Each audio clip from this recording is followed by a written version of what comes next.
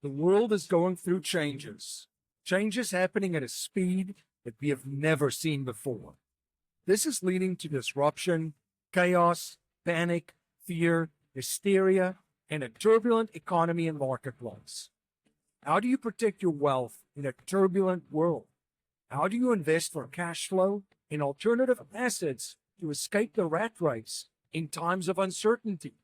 How do you decentralize yourself, family, your community, your business, and your investments to become sovereign and escape the matrix? If you are looking for strategies, tactics, and techniques to escape the rat race and matrix, you are in the right place. My name is MC Lobsher, and this is Cashflow Ninja.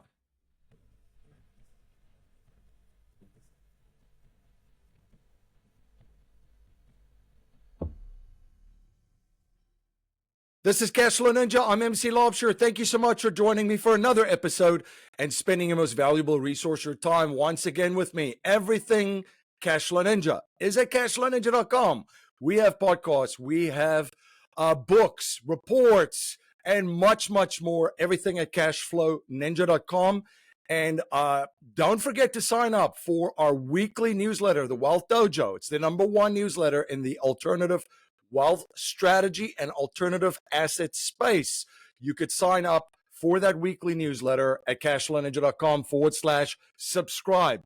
I've got a fantastic show for you today. I'm joined by Amy Sylvis. Amy's a real estate entrepreneur and investor. Amy, it's great to see you. MC, this is really special. Thank you so much for having me. I am blessed and grateful. For our listeners and viewers that's not familiar with you and what you get up to, can you please share a little bit about your background and journey? Yes, absolutely. So I am out here in Los Angeles, California. I live with my amazing husband, born and raised here.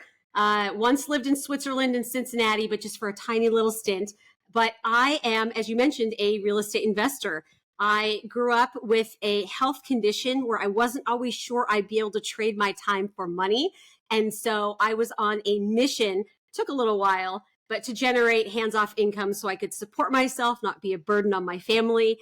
And now I love helping other people invest in real estate, generate hands-off income so they can reach their financial goals as well. It's always fascinating to learn about people's background and their story and what motivated them to take that leap and that step. But your leap and step was kind of like with your back up against the wall, right? And out of necessity, like I have to figure out what to do. What was that like? Yes, well, I'm going to steal that from you because that's so well said. Yes, it was really one of those things where my choice was very clear. Either I was going to succumb to the cards that were dealt to me. And, there's nothing wrong with being on disability or, trying to take care of yourself in that way. But for me, I wanted freedom. I wanted to be self-sufficient. And so, yes, just as you said, with my back up against the wall, I had several points in my life where I decided, well, this is the time to get education, to find mentors, and to figure out a way, because not figuring out a way was not an option. So there's nothing like burning the boats behind you and saying, yeah, failure is not an option. Here we go. Let's see what I'm made of. You know what's funny? It's like when people burn the boats, and you just brought that up, burn the boats, that's really when they start to exponentially make changes in their life. And really, I would say reduces the time that it would take them to become successful in whatever they're trying to achieve. But, in this case too, I mean, your boats was burned for you. So it was like the choice not necessarily. So it's almost, you can look at, obviously negative things, but sometimes things are blessing in disguises. And that was definitely a blessing in disguise for you, right?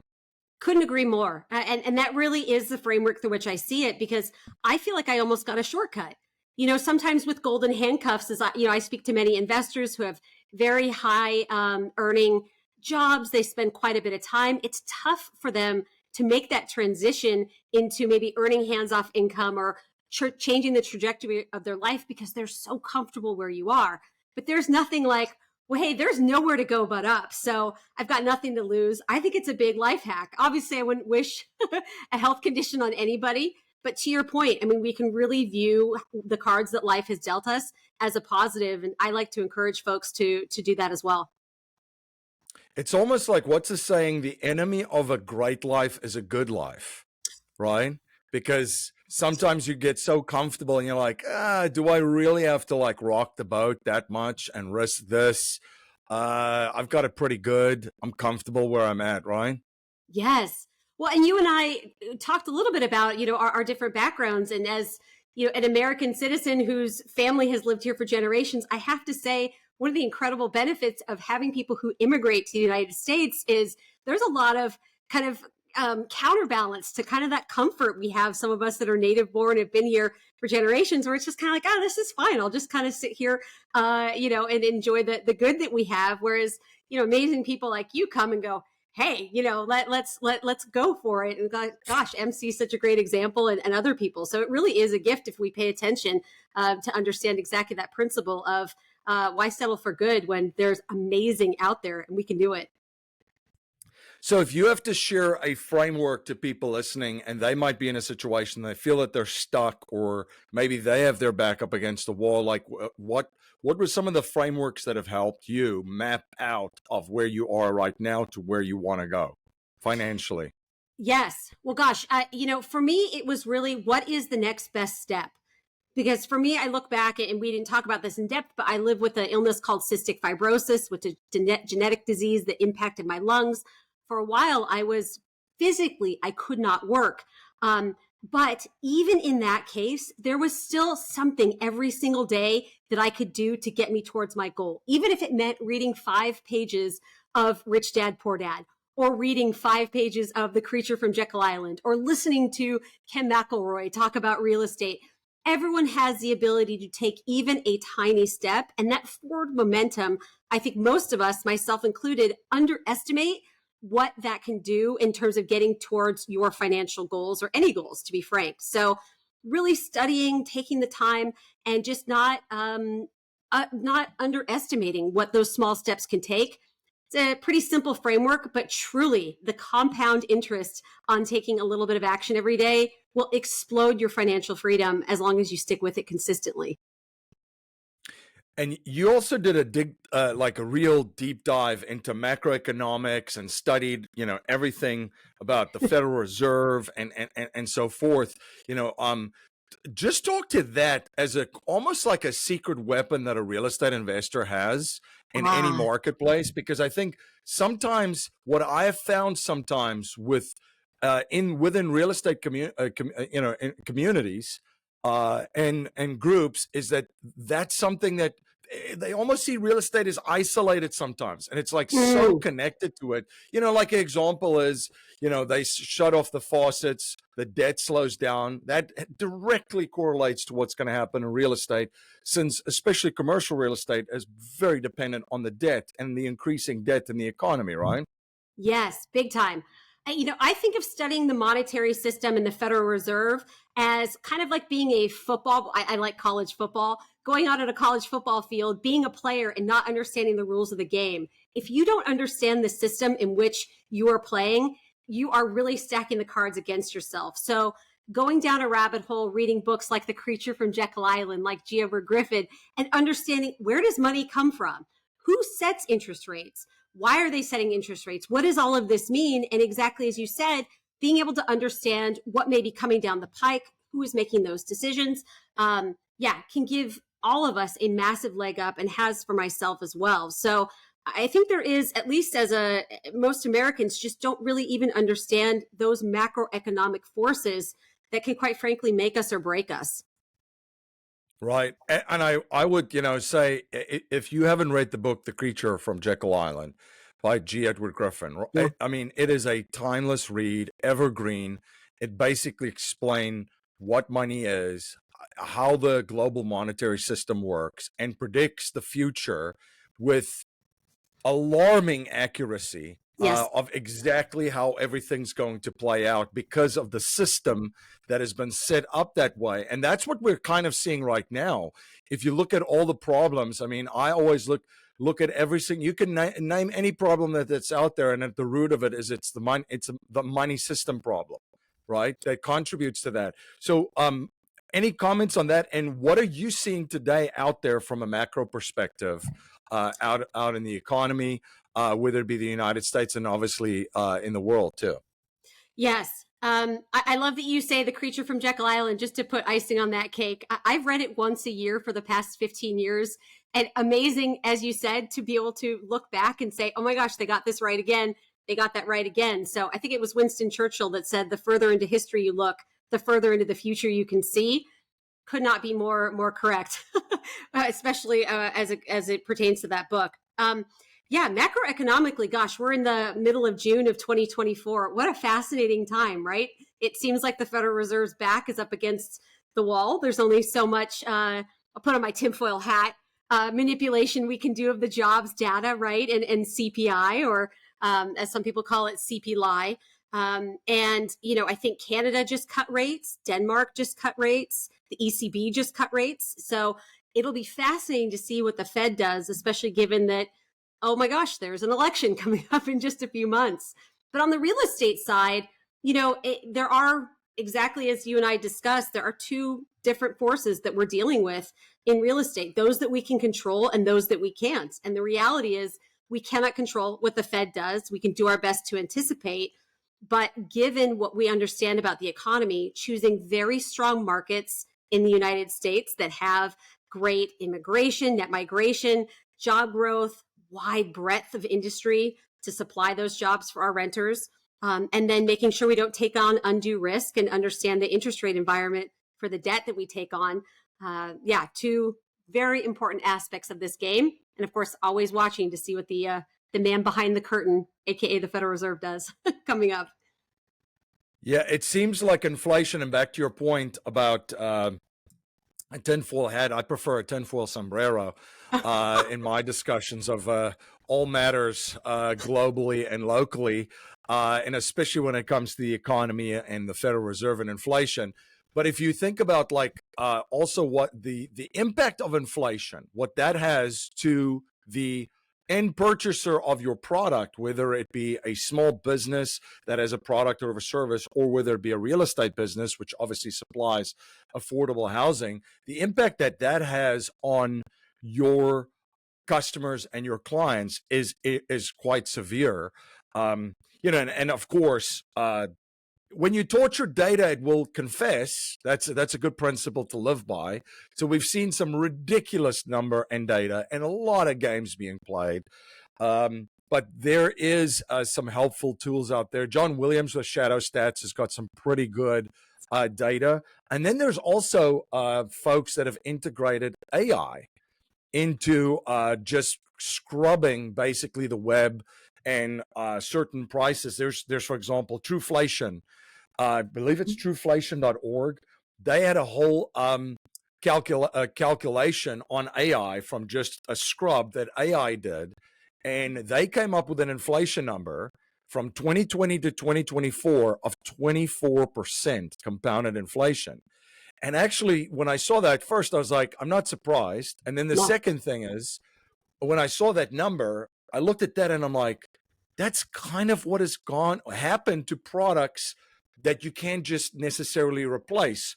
So what I mean by that is car insurance. That's a good one. Car insurance is car insurance. It's math. It's a zip code. There's a certain amount of drivers in there. There's certain ages of those drivers. And then there's algos and calculations that run it. And those companies can, within a fraction of they come very, very close to the actuals in their kind of their forecasting because of their data that they have. Now, if you go shopping for car insurance, which a lot of people in my network have because it's spiked like 25% on average, the quotes that you're getting from the other carriers were also about 25% from what your previous bill was. So you can't necessarily replace that. It's a similar comparable product based on the same algos. It's not like the opposite to that, which I just want to explain this so that listeners and viewers understand what governments do to data. The opposite of a product that can be cannot be replaced is one that can be replaced. So what they do is, instead of eating filet mignon, you go to skirt steak, but you're still eating steak. And while, the price is more or less the same for the skirt steak than the filet mignon, so there's really no inflation, right? So that's kind of the shenanigans that's been going on. But clearly it's there, and it's impacting all of our customers and clients. Absolutely. Oh, and to go back to the 24% compounded, I mean, it's almost like if you increase currency supply by 40% over an 18 or 24 month period of time, that, oh my gosh, prices are going to go up commensurately. So I love to tell my investors, and I'm sure you've heard this definition, that inflation is an increase in the currency supply. Prices going up are simply a symptom. So that goes back to the looking further back in the future and being able to, further back in the past and being able to predict the future. Spot on. Yeah. So let's talk a little bit about real estate. And let me go back to also your journey. So what type of commercial real estate are you investing in these days? And where did you start? I love to hear the origin story, because I started in basically a condos, then to single family, eventually multifamily resorts, that kind of stuff. Where did you start? Yes. So living in Los Angeles, California, this crazy area, investing even in a single family or condo, not cash flow positive. And we call neighboring markets like Las Vegas and Phoenix, Arizona, especially in the single family side, stupid California money that goes out there and causes, booms and busts. No offense to anyone else, that invests there. But in the single family space, it's typically where newbie Californians go. So my very first real estate purchase was a 58 unit in the suburb of Nashville, Tennessee. I passively invested with other folks for a number of years to get to know the space and really make sure I was quite an expert before going off on my own. But yeah, my first big girl purchase, if you will, in commercial real estate was in Tennessee. So we now own, yes, multifamily and flex industrial in the heartland of the United States as well, on both the commercial side. How do you achieve clarity, certainty, and predictability in a world, economy, and markets that are volatile and chaotic? How do you have confidence in an environment where change and disruption is constant? Setting up infinite banking is how you establish certainty in an uncertain world, predictability in an unpredictable world.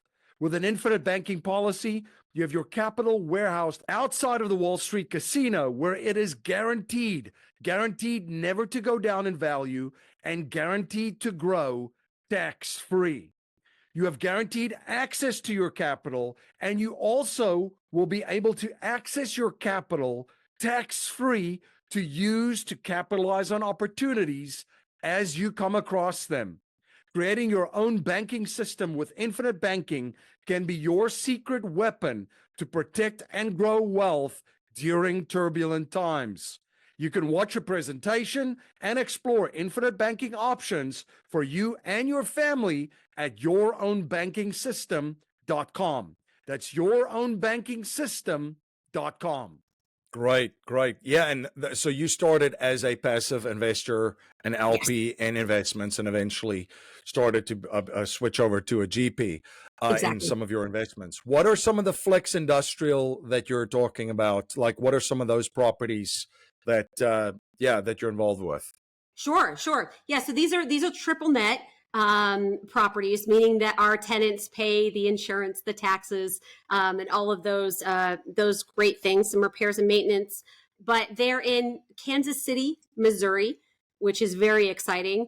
And we're seeing a lot of onshoring happening with manufacturing. I think a lot of folks remember the supply chain issues that we had during COVID, and companies have decided to bring back manufacturing. So our tenants do manufacturing, they do storage in these areas as well, in our properties. So it's been very profitable for us and our investors simply because of the demand, of course, the great location, and the fact that we have less risk as owners because our tenants are absorbing, as you mentioned, to your point, the insurance, the taxes, all of those other things. Gotcha. And you mentioned Kansas City is one of the markets that you're in, and I think Texas is the other one. What's happening in those markets? What are you seeing happening? Kansas City is growing. We don't typically associate these Midwest markets as being overly explosive, but my goodness, the cost of living, the low cost of living in Kansas City, the fact that it's in the central part of the United States, only about a day and a half, maybe 2 days from most areas of the U.S. Even brand new airport. All of these signs that we see are great predictors of a great market. So we're seeing quite a bit of growth in terms of people moving and jobs moving to those areas, especially in Kansas City and in southern Indiana, where we mentioned. And then we also love Dallas, Texas, simply because, well, for several reasons. One is, again, the explosive inbound migration from the coast, from where I am in California, from the East Coast, and then the broad economic base that Dallas has. So if we are, in fact, heading into a recession, one of the top things that we are looking for is, hey, not all industries will be impacted directly or at the same amount. So if we have, instead of a market that's kind of a one-trick pony, where the entire economy is based on just one industry or just one employer, having a broad economic base means that our residents, who are our revenue generators, their employers are likely to be a bit more diversified, and we may have less of a hit.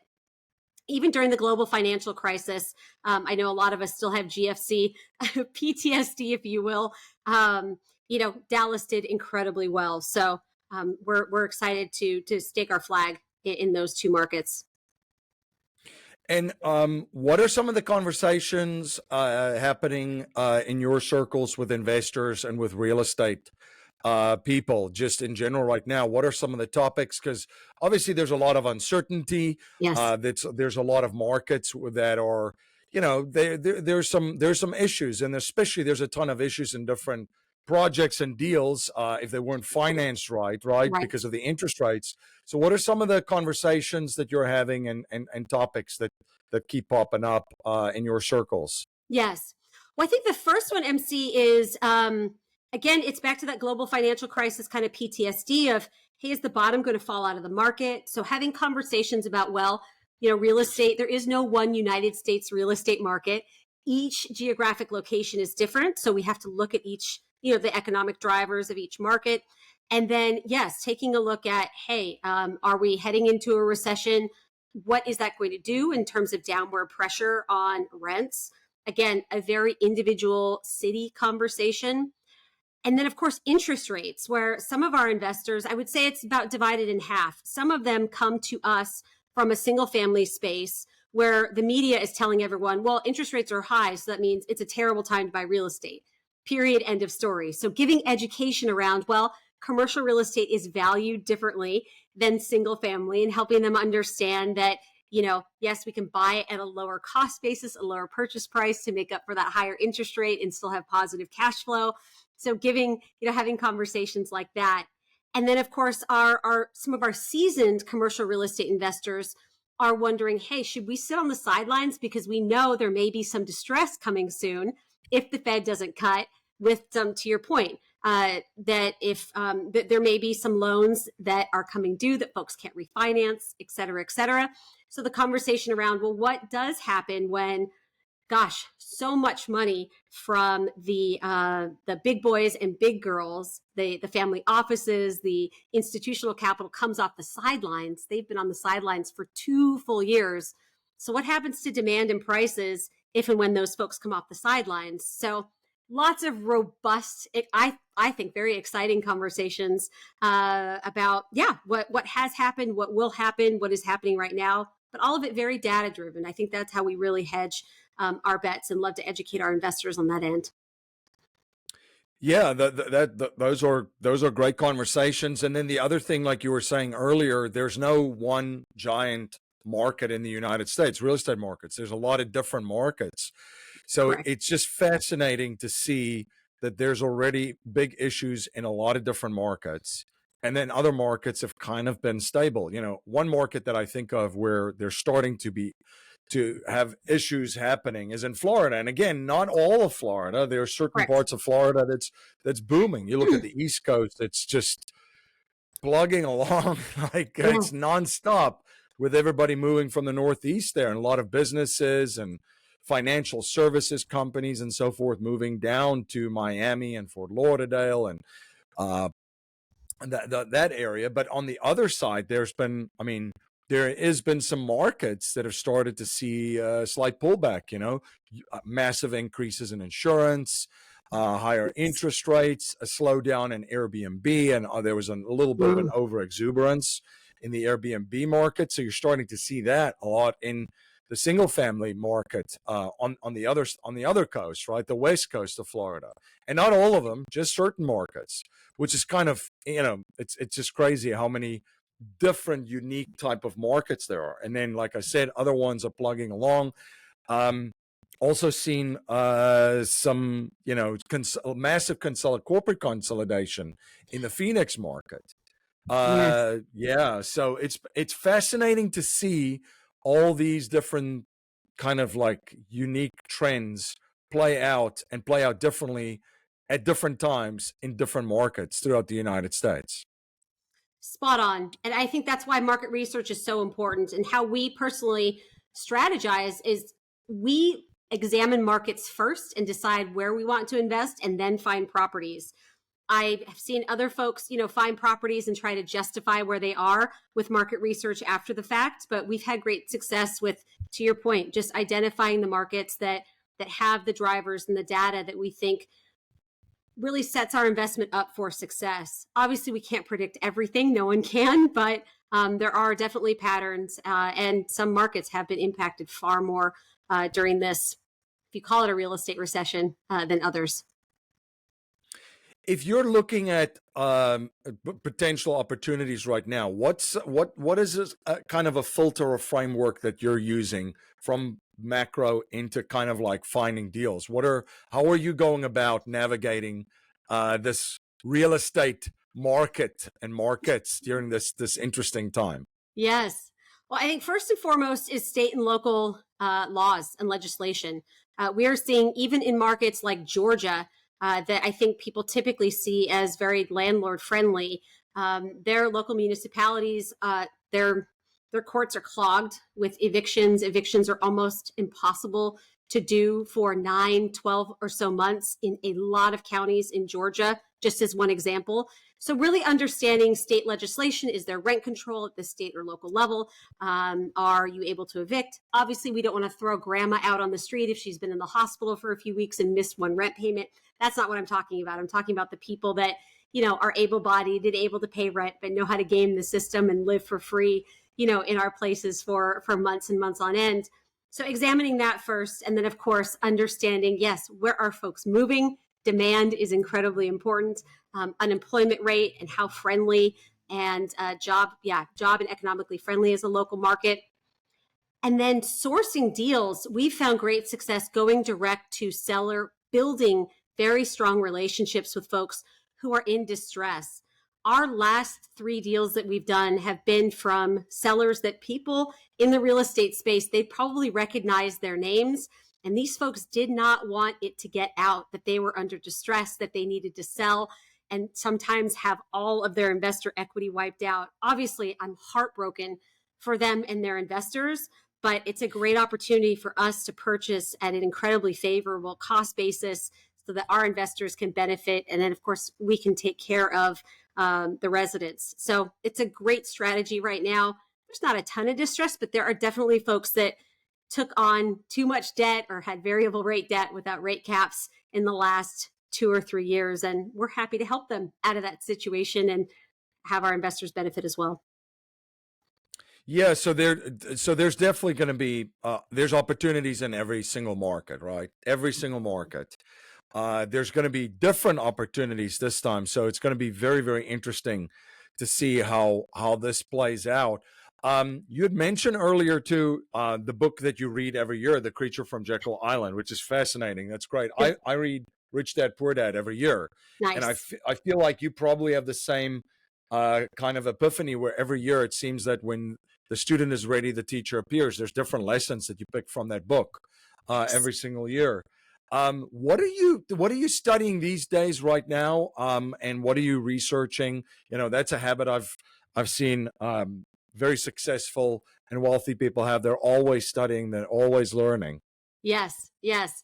I'm working a lot on mindset. I think if there's anything I've learned, well, I've learned quite a bit over the past decade, decade and a half in real estate, the skills, the information, incredibly important. But so much of what we learn and what we think is possible in this world is filtered through our brain. So making sure I understand how my brain works, how the universe works. Maybe this is a little California hippy dippy, but people like Dr. Joe Dispenza and studying his books like Becoming Supernatural, simply understanding, I've got glasses on. We all filter the world through different glasses, and making sure that my glasses and my brain are focused on opportunity, abundance, not letting my, lizard brain take hold of me with fear, which shuts down my ability to think critically and build relationships. So I'm always diving into his books recently and making sure that my mind and body are where they need to be, so I can, obviously success for myself is important, but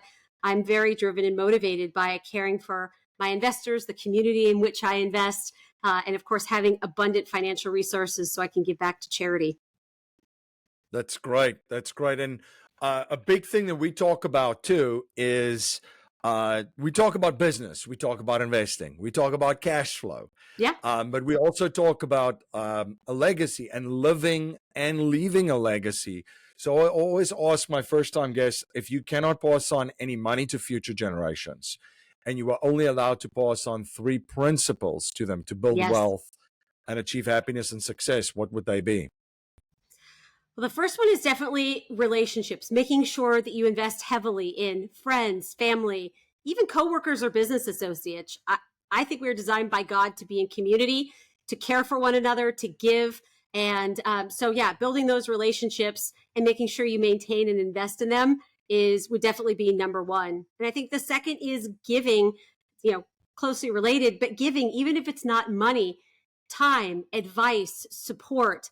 We are also designed to be most happy when we're caring for others and giving what we can to be able to support others.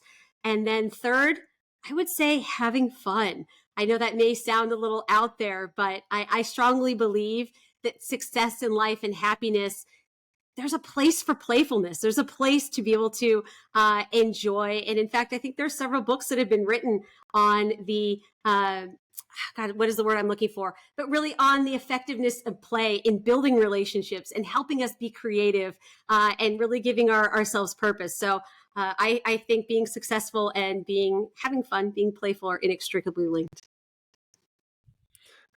Yep, absolutely. And then, Amy, where can people follow you? Where can they stay up to date on everything that you're involved with, your projects, your podcast, and all the many other different things that you get up to? Thank you. I am big on LinkedIn.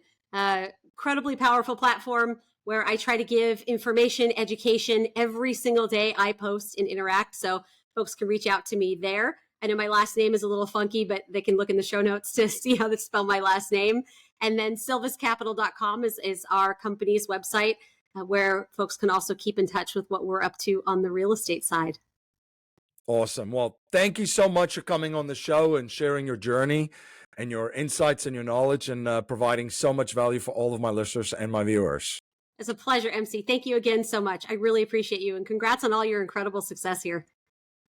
Thank you. And thank you to you, the listeners and the viewers, for again spending your most valuable resource, your time, once again with me for another episode. Everything Cashflow Ninja is at cashflowninja.com. And don't forget to sign up for our weekly newsletter, The Wealth Dojo. It's the #1 newsletter in the alternative wealth strategy and alternative asset investing space. You can subscribe at cashflowninja.com/subscribe. Until next time, live infinitely. This presentation is for educational and informational purposes only. The information being presented and considered does not consider your particular financial objectives or situation, and it does not make personalized recommendations.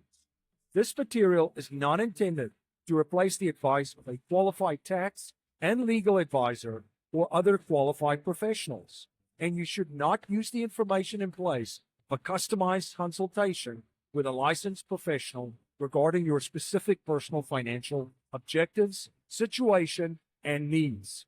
We believe the information provided is reliable, but we do not guarantee its accuracy, timeliness, or completeness.